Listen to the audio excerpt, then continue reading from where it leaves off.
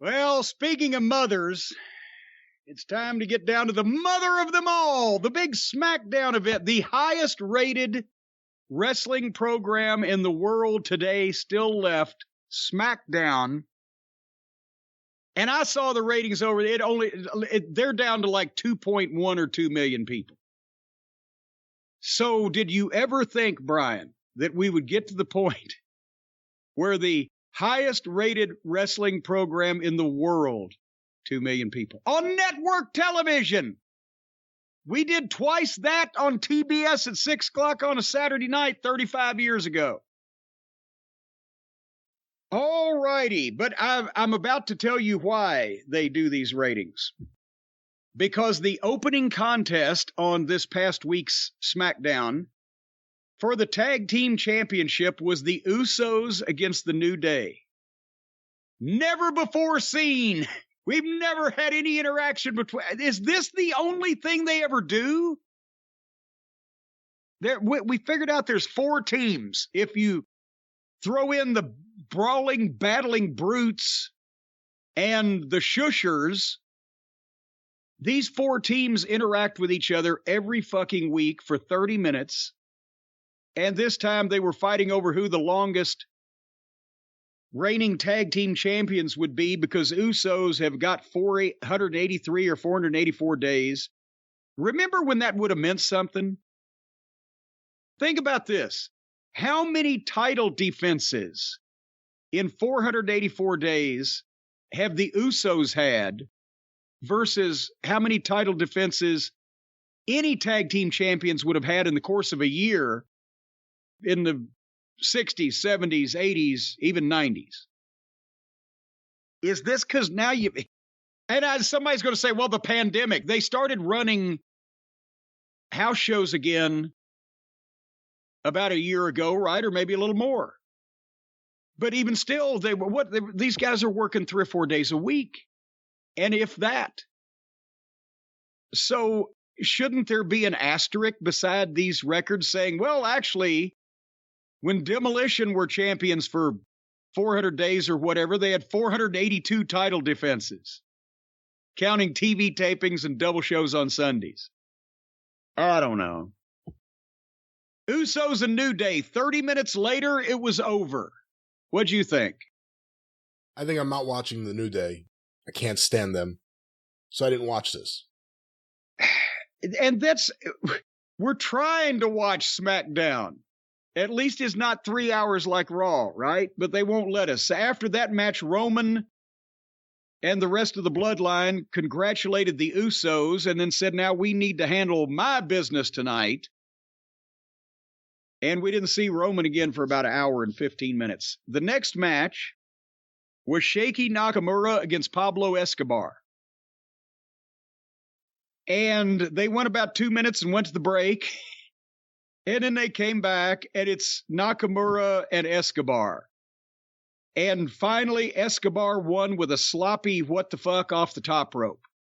And we were 50 minutes into the what? Are you coughing? Are you choking? The sloppy what the fuck off the top rope got me. Well, that's the technical term for it. The sloppy what the fuck.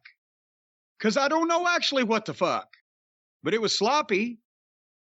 50 minutes into the program, those two things. A Veterans Day package, which was one of the highlights of the program.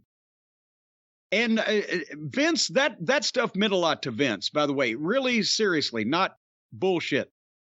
Martin Luther King Day, Veterans Day, things like that where he could, do packages or recognize people or show patriotism or whatever. That really did mean a lot to Vince. So they're still doing stuff like that.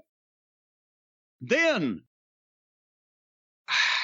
LA Knight is in the back, and he's doing a heck of a promo because he can talk, and he's got the confidence, and he's back as himself now. I mean, Max Dupree came out looking like a beaten puppy because he knew it was bad, and he knew it wasn't him. And even with all the oomph he's got, he couldn't bring himself, right? Now he's fine, but he's distracted by a video on the screen behind him in their little set, And he turns around and turns back around and comes face to face with Bray Wyatt. And Bray Wyatt speaks to LA Knight and says a bunch of stuff. But again, Brian, I think you'll testify for me. He never actually came to a point, but it sounded good while he was saying it. And then LA Knight said, why don't you go back to your romper room and play with your puppets and stick them wherever gives you pleasure? Good line. It's LA Knight's game. And then Bray Wyatt just headbutted LA Knight and walked off. Killed the whole thing because that was phony. And are they going to be working with each other now? And I have a feeling I know who'd be doing that job this quick in Bray Wyatt's return. I don't know. Then they had a number one contenders match. A 6-way girls match for the number one contender spot with no disqualification. Lazy booking. Liv Morgan versus Raquel Gonzalez Rodriguez Mascaras versus Lacey Evans versus Xia Li versus Cruella DeVille versus Shotzi Blackheart with her tank. And obviously, normally, I would not watch this. But you, Brian Last. I begged you to watch it. I really did. And I'm trying to get you to remind me now why I like you. Why are we friends? What have I done to you to just... It was like a wrestling school battle royal. Because it was a 6-way the whole time. Most of the work looked like shit. They fought on the floor more than in the ring. At points, a lot of the girls would disappear for long stretches, so two could do something, then they come back at odd, just like the guys. And it went on forever. And at one point, finally going home, Raquel set up a table on the floor at ringside, then got up on the stairs that they had put next to the table. Then it looked like she was trying to pick Cruella up for a power bomb, but she had positioned a table on the floor and then got up on the steps and had her back to the table. So she wasn't going to be able to power bomb Cruella on anything. And she had just turned her back on what she herself had just set up. And the reason for that, obviously, was because so she could be turned the other way, so she could catch little Liv Morgan, the little pixie, the little sprite that she is, coming off the barricade railing with a crossbody so they'd all go through the table. Except that Liv didn't make it all the way to Raquel for the crossbody. Raquel caught enough of Liv's weight to drag her forward. Cruella got lost in the shuffle and just crumpled to the floor, and everybody fell down to the floor and missed the fucking table. And the only Raquel we've liked in the past, and she's got something, but this was a goddamn mess. Liv Morgan is irredeemable, as we've mentioned. Xia Li, Xia Li's great. I love Xia Li, and it always looks like she's ready to kill someone, and I think she almost is. And it looks like she is, yeah. Cruella, love her look. Not sure about her work. Shotzi, the tank, the green hair, a hat on a hat. She's got 18 gimmicks. Lacey Evans, out of this whole match, Lacey Evans can work, can talk, was given an inexplicable build by Vince, then was canceled off the show as soon as Vince was gone, and has been in hiding, I assume, because they would bring her back and just let her be a wrestler and get over somehow, because goddamn, she got size, she's got everything. And the only girl that really has anything and everything in this match got beat by Shotzi's shitty DDT. So Lacey Evans, remember you said last week, which one was worse? They were burying one person or burying Lacey Evans. I said, they're not burying Lacey Evans because she ain't on television. And that's the best thing after what she's done. Get her off TV, bring her back. So now they bring her back to actually bury her on television. And give her credit. Just like we said with Austin Theory, if this is indeed what they're doing, she looks great every time she's out there. She looks better than she ever did before. And she gets beat. And she gets beat by Shotzi. And that's another one that I'm going to be curious how fans take to Shotzi. She's been there a while, but you never really hear about her. And now they're going for it, it appears. Well, she had a toy tank. Now they've given her an actual full-size fucking tank. And now her former NXT boss is in charge. So yeah, we'll see what happens here. But anyway, and by the way, she went in the back after the break and was doing a promo, and Rhonda and Shayna Baszler came up and grabbed her and choked her out. So, see, Rhonda and Shayna as the bully girls, I believe completely. I can believe that. But I don't know if you put a fucking girl that ain't over in a match to get her a title shot, and then within 5 to 7 minutes, choke her out and leave her laying. Couldn't they wait until next week? I don't know. Just a thought. Remember Jinder Mahal? Jinder Mahal, yes. We haven't. Yeah, but when was the last time we saw him? I don't know, and I didn't look when he was available for me to see, but he's back. And they're going to have the SmackDown World Cup tournament. A lot of tournaments, too, going on. And he wants to win the World Cup and the Intercontinental title. He came out and said, I want to be the Intercontinental Champion. It's nice for you to set your sights low, Jinder, because you ain't going to make that either. Because then here came Braun Strongman, or Braun Strowman, whatever his fucking name is. And and they had somewhat of a match. And here's the thing. Everybody is Braun, Mr. Strongman, he's in the news lately, as we mentioned at the top of the program. Another guy, not because of what he's doing on television, but because of behind the scenes. Because now everybody is saying he has nuclear molten magma level heat with the locker room, with all the guys, because he keeps tweeting. What was it he tweeted last week? Yeah, all these flippy floppy guys doing their flips and everything, and then the strong man comes in and makes all the money or some shit. And the criticism may be valid, but the source is not. Because, yes, we talk about all these guys doing too many flips now to slow down. And they're actually, while I'm on this subject, it's more interesting than SmackDown. There was a piece on Twitter, while it lasts, this morning that I saw that said, well, a lot of guys didn't like CM Punk in the AEW locker room because as soon as he came in, he started giving them advice and telling them to slow down and telling Tony how things should go. And, well, how dare he say all that? And they didn't want to listen. So somebody was, if you're a fucking college professor and you walk into goddamn Romper Room and you see that the nursery school teachers are teaching the kids the wrong way to behave, you might think, well, maybe I can help out and nip it in the bud early so these 6 and 7-year-olds or 5-year-olds or whatever they are don't get any bad habits. But those 5-year-olds know too much, and they don't want to listen to that college professor.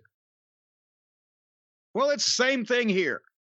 Yes, all of you flippy floppy fucks ought to slow the fuck down and extend your lives and careers and make the business a little more credible again instead of your goddamn cheerleading routines.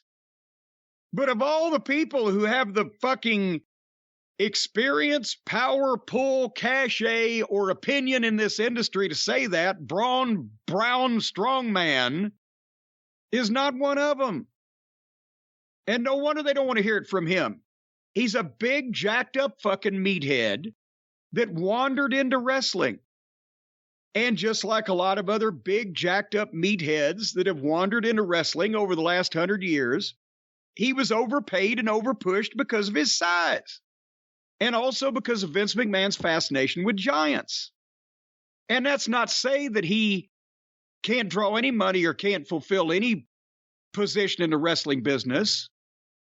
But you see by the fact that they fired him a year or two ago because he was making a couple $1 million a year, he will never be worth that much money to this company. And I bet you he came back for less than he was making before, because he didn't get any other takers anywhere else that were going to give him a full-time job. He tried to start his own promotion, which is he bailed on as quickly as he got a fucking nibble elsewhere. Yes, you can take a big fucking empty-headed klutz like this and you can make money with him in the wrestling business.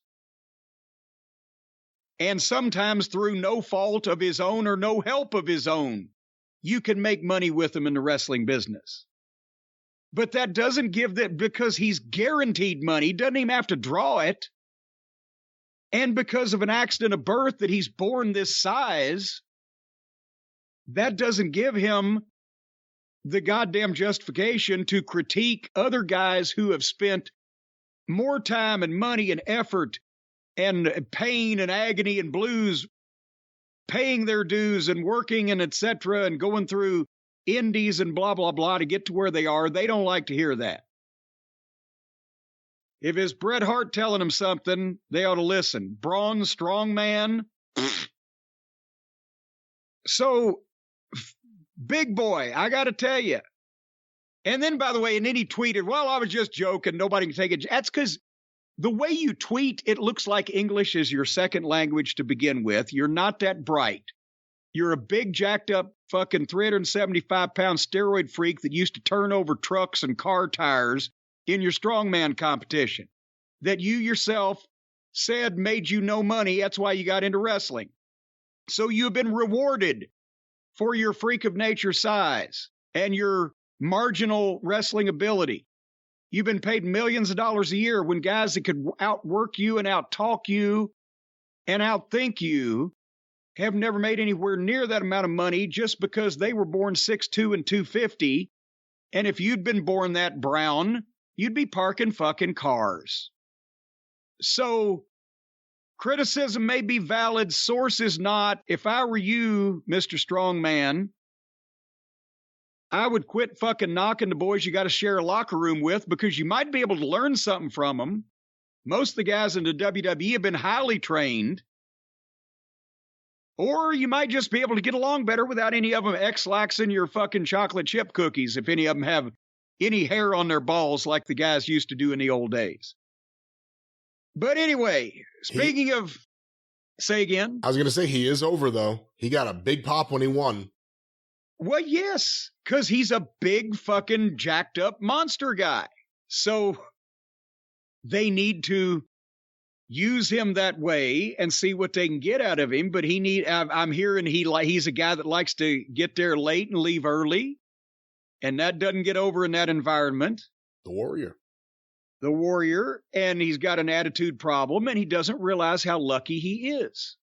What talent in the real world does this fucking guy have? Not one that we've seen. So settle down there, Brown. You'll be all right. Just do what you're told instead of what you think you ought to do. You know, there are people who think Jeff Jarrett was referring to him in his promo on Dynamite this week. Make that connection. When he was talking about WWE, clearly, when he talked about the Banana Nose Circus or whatever he called Triple H's WWE. Oh, yeah, Banana Nose's Circus, yes. But he said something about giants and skinny jeans or skinny red. Well, whatever he said, it was something that was, a lot of people seem to think he was referring to Braun Strowman. I don't know, maybe Braun's more unpopular than we thought. Anyway, so that was that. And then, God damn it, they took a match away from me I really wanted to see, Brian. I wanted to see Zelena Vega against B-Fab, worse than a sick man wants penicillin. Me too. And God dang it. So Skid Row does their entrance. And I got to be honest, they are... Huh? Hit Row. What'd I say? You said Skid Row. Yeah. That's Sebastian Bach's group. Or it used to be, at least. Okay, well, we wanted to see Skid Row, but instead we saw Hit Row. And I got to be honest with you, they are certainly convinced that they are over and important somehow. When they come out, they are exuding in themselves. They are just protruding, wow, are we great all over. Problem is, ain't none of them great at anything. Top Dollar dancing looks like a manatee in a sweatshirt. The fuck is it? Just there's parts of it. It's like fucking. What was that? The physical therapist they used to have in the WWF, Dr. Francois Petit. Francois Petit. He had the accent like that. I think he's a French, and he used to talk about Mick Foley. He said, Mick, you're like a whale. Your bones have no structure. He said that's how Cactus was able to take those bumps, that his bones moved around and were malleable. Instead of being like a set skeleton, they just kind of moved everywhere. And I think Francois should get a hold of old Top Dollar. He could fucking put him back together 3 or 4 different ways. You wouldn't be able to tell the difference. Anyway, so it's supposed to be Zelena against B-Fab. But before the bell, because we still haven't seen B-Fab wrestle, I don't think. And boy, I can't wait to see that. And there's a big height difference there, too. I was so intrigued by this. Well, yes, and one's 5 feet tall, and one's 6'4" in high heels and whatever. But before the bell even rings, the Viking Raiders come in from behind and attack, and they have a horrible fight with, I guess the Vikings were fighting the B-Fabs, or B-Fab's bunch, and I guess Zelena just got out of it because she didn't have a particular interest in that. And then the Viking Raiders' new girl leveled B-Fab, and then the Raiders flattened everybody else, and the girls' match was canceled. Oh, boy. So now we got the Viking Raiders, and, yeah. I love those guys as a heel tag team before they went to the WWF and were made comedy figures and then fucking Vikings and or Raiders. They ought to be the Oakland Raiders. Are you ready for the main event, Brian, of SmackDown? Oh, of course. Who wouldn't be? Well, that was it. As far as a match, Zelena Vega versus B-Fab was the last match booked on this SmackDown. This is network television. As usual, because they have no matches that interest anybody, and they make the ones that they do have completely unimportant and skippable by only doing 2 minutes and going to a break and blah, blah, blah. The main event on this week's SmackDown is the Bloodline in-ring promo with Roman Reigns and Paul Heyman, because we saw the Usos at the top of the program for half a fucking hour. So now they're going to come back out with Roman and Solo and Heyman. No Sammy. No Sammy. That's another thing. No Sammy. And by the time that, honestly, they walk to the ring, the entrance is so long, and by the time that Roman milks Acknowledge Me, there's 8 minutes left on the fucking air before they've done anything. And Heyman opened it up and put the Usos over and blistered New Day a bit, and then Roman takes the microphone, and it looked like he was about to acknowledge the Usos and their momentous occasion when here comes from the entranceway, I'm not shitting you, Ridge and Butch. And they interrupt. And we didn't come alone. We brought backup. And here comes Sheamus.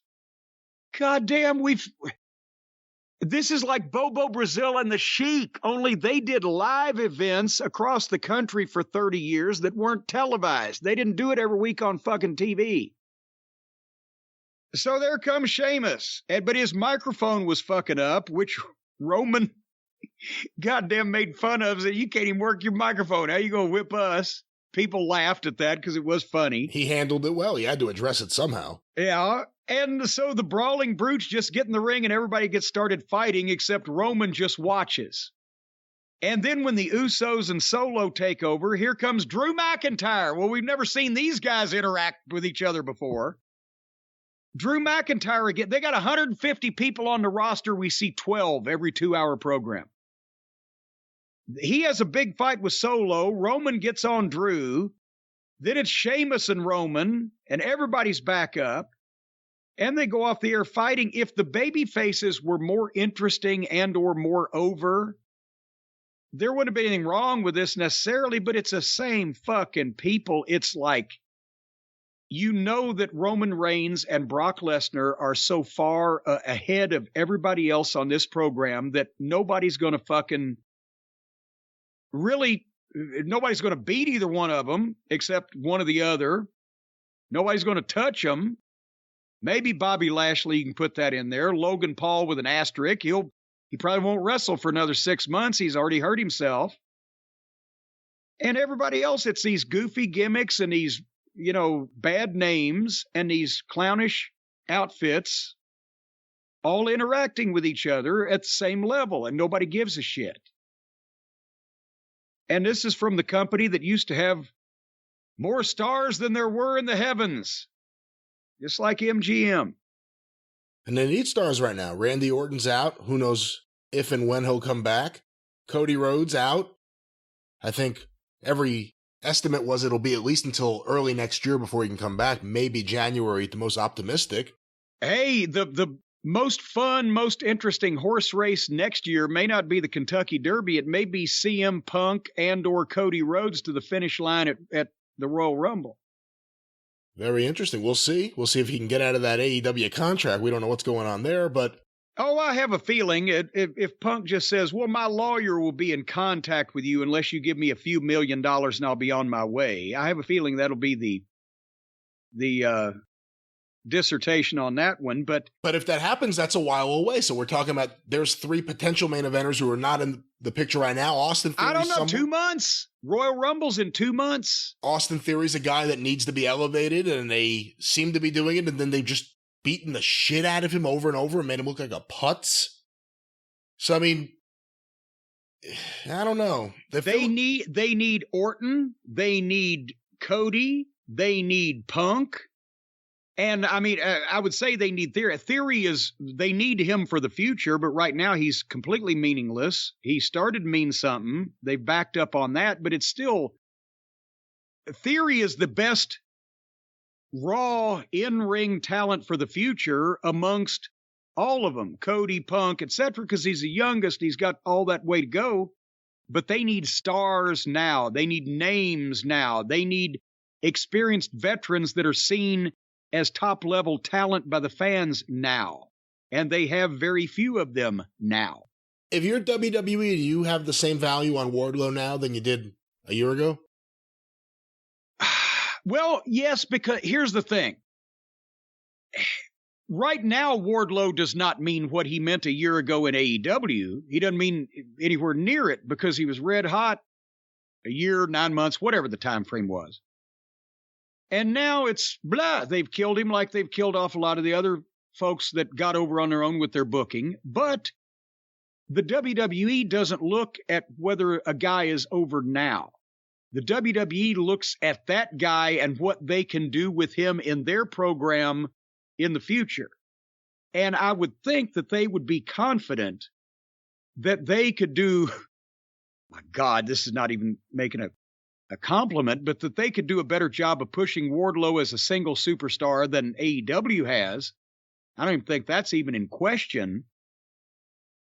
But so they're not going to worry about how the guy's previous employer has bungled the fucking job. They like that guy. They like that talent and what they can do with him.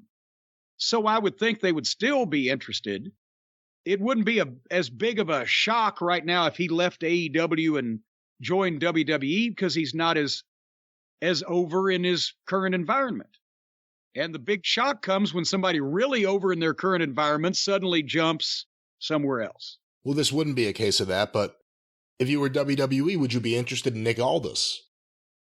I think I would, yes. Not only for the fact that he's still in shape and he's proven that he can work and carries himself well, doesn't have bad habits outside the ring that a lot of people have, but also Europe and the United Kingdom and etc., that's still an important market for the WWE, much more important than AEW. Because they actually go there, the WWE. They run stadium shows there. So you can only get so much out of Drew and Sheamus. We need another jolly old Englishman or somebody from that part of the world. Is that what he is? A jolly old Englishman? Jolly old Englishman. All right. Then he's set up naturally for a feud with the Brawling Brutes. There you go. Who gets the Dickens Cup? Is there anyone else out there that you can think of? Someone who the contract may come up in the next year or two? I mean, beyond an MJF, because we've discussed that over and over again. But who else is out there that you think WWE could grab? I mean, Braun Breaker's in the system, but he's still down there for some reason. Well, and I know they don't want to rush him because they know that's the golden goose eventually. Because MJF is going to be huge, but MJF would lean more toward the Piper spot than the Hogan spot in the WWE hierarchy. They're always still going to want a guy like Braun Breaker to be that fucking guy. And Braun Breaker will be the guy, provided he doesn't get hurt. If he doesn't get hurt or sentenced to fucking prison, Braun Breaker will be the top star in the WWE in X number of years. Let's look at our list in AEW. Who else is there they could take that would mean a difference in the WWE? Bryan Danielson, that would be a doesn't mean as interesting. Much. It doesn't mean as much today as he meant a year ago to AEW, but to the WWE fan who doesn't pay attention to AEW or just knows of it and doesn't pay close attention, yeah, it is a main event caliber guy coming back. Then it becomes how they use him. Well, and that's why I was going to say that would be an interesting situation, because we got to remember the WWE fans, for whatever you want to say about either company, 70% or more of the WWE fans do not watch AEW. So they might just think, remember who was it? Somebody saw him in the airport, Kurt Angle, when he was with TNA, said, "What are you doing now that you quit wrestling?" And that was when TNA had 500,000 more viewers than Dynamite does. Danielson could make a difference because of the nostalgia factor. He's over with that audience, what he's meant there before. We just mentioned Punk. Moxley, would Moxley make a difference if he went back to the WWE? I mean, I know he wouldn't, because he won't get to play with his felon friends, and they probably don't want him except for the other company not to have him, because he's obviously a pain in the ass creatively. But what did Moxley mean as a single, as an individual in the WWE before he left? I think Moxley could mean something. And again, I'm not a big Moxley fan, and I would think if he was in the WWE, he wouldn't be able to get away with as much stuff as he has in AEW, but he is still a member of the Shield. So you still have someone who is a natural setup for a feud with Roman or Rollins at any point until they retire. So for that reason, there's something there. All right, and we mentioned Wardlow. He would prosper there. Miro. Is Miro still in AEW? Soon as he straightened up and became an ass-kicking beast, he disappeared. And then we heard, oh no, he's just acting. And then the thing he acted in came out, and he still hasn't come back. Yeah, apparently they're shooting fucking Roots again. It's a multi-part series. He would work in the WWE. He wouldn't be a top guy, but he would work. And then, after that, Claudio just left. There's guys that would work on the roster in the WWE. The Gunn boys at some point in the future. Billy Gunn already has. Darby Allin, no. That would never... The size issue could not be overcome, I don't think. And also, well, hold on. I'm sorry to interrupt you, but same thing with Rey Mysterio, people said. And I know they're not the same wrestler, but the size issue comes into play. If WWE treated him the way they treated Rey Mysterio when he first came in, he is something special. Even though he has this small size, he uses it as a weapon. You don't think they can make it work? Okay, but hold on here. Boy, this is one case I wish we weren't doing radio and actually had video.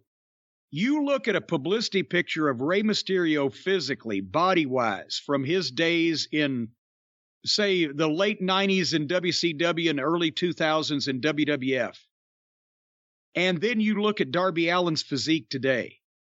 Ray was shorter than Darby and jacked to the gills. Darby is a little taller than Ray and has to run around in a garden hose to get wet. He's so thin. Plus, what I was going to say was even more is probably even more of a stumbling block in the WWE. He obviously, I don't know whether Darby Allin's getting any direction, being given any direction, but if he is, he won't take any, obviously. And if he's not, he might very well bow up under it, because the first thing they would tell him is no more of these goddamn goofy stunts you do, unless it's something that we booked and that we're shooting for video and to promote you with. And no more of these goddamn just goofy off the cup things where you just fling yourself every which way in these matches, because if we're going to make an investment in you, we need you to hold up your end of the bargain and protect your body and take more calculated risks. And that's not what Darby Allin's all about. I don't think he'd make it 15 fucking minutes in the WWE. I don't think they would particularly like it. I don't think he'd like it.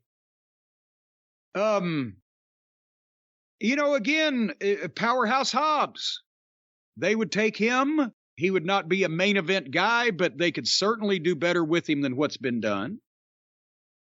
I'm looking at because I'm looking at the list of people that we kept and discarded when we went through the AEW roster, and even, the people that I was on the fence about.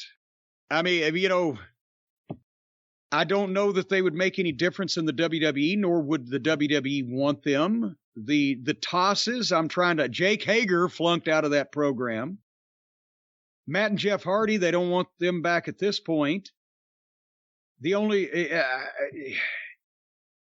I don't see anything. And then the joke crew, no, the only one that's even ever been out of the joke crew in that system was Colt Cabana, and he flunked out of developmental. They didn't like his attitude. And then there's the EVPs and self-trained trampoline cowboys that, even though they've been used in a position there, I would not want on my roster because they're trouble, either personally or behind the scenes politically. WWE made an offer to Twinkle Toes and the Buckaroos just before Tony Khan started this company so that a billionaire wouldn't have access to them. I don't think now that they've seen what the company is, that there's any way in the world the WWE would want the Buckaroos, want to put up with their fucking egos or their smarmy little faces. They'd be a joke next to every other tag team they've got on the roster, physically. Don't ever forget, it's still WWE. They would still sign talent to hurt another company. And if WWE thought signing the Bucks and Omega would hurt AEW, they would do it in a heartbeat, just like they tried to do at the beginning before it even started. Well, the offer might be a little lower than what it was before now that they've seen what AEW looks like. And I think they would sign Twinkle Toes. I really do. And I think that they would quickly have nervous breakdowns trying to teach him anything or get him to do what they want him to do. And I think that he would end up with Heyman. That's the only thing they could try to do.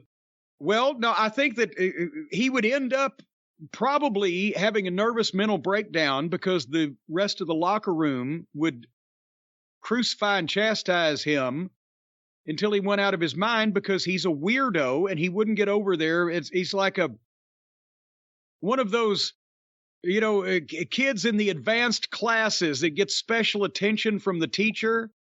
He wouldn't be getting that in the WWE because he wouldn't deserve it, and nobody gets it. And the other guys would fuck with him, and he wouldn't be able to take care of himself or put up with it or whatever, and he would be out of his mind. Adam Page, bleh.